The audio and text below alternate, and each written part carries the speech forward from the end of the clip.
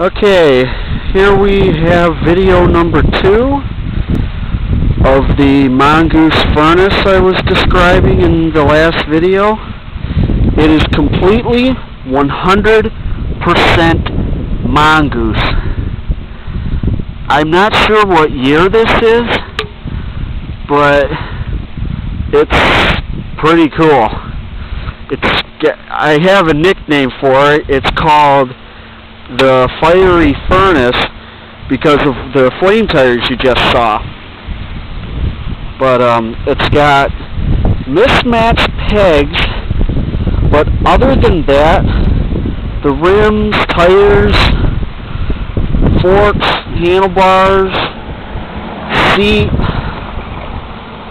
seat and everything match,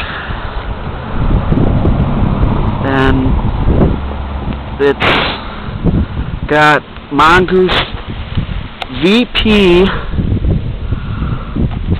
I don't know if you can see that, but it's got VP 560 series pedals, and it's very rust free. There's no rust. When I purchased it for $5, I purchased it at a garage sale when I was a little younger, and this is bike number 8 of the mongoose collection bikes. She's stock. I mean, she's got mongoose rims, mongoose team issue flame tires, which give it the nickname the fiery furnace. But nobody's really heard of a mongoose furnace.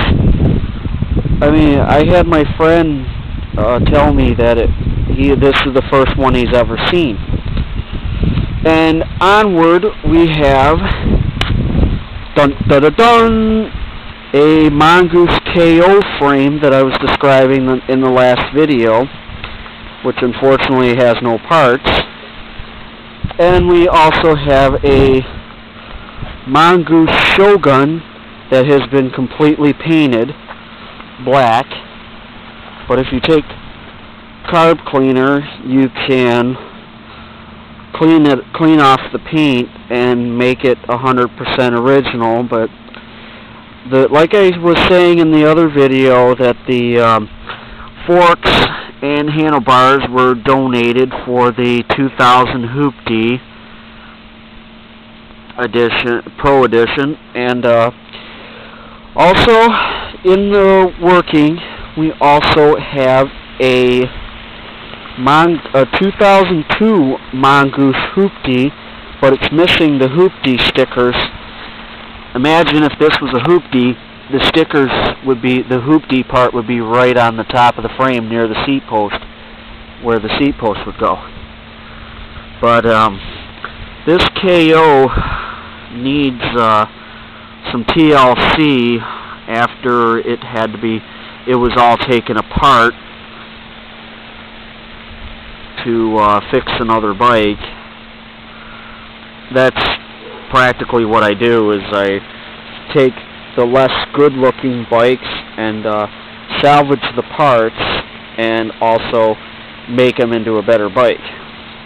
But when I bought the furnace, it was already stock when I bought it, so I didn't really want to use any parts for this. I kept it completely stock.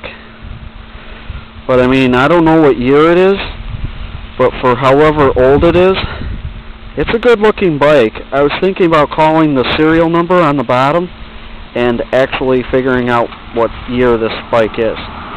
So thank you for looking, and have a great day, and signing off.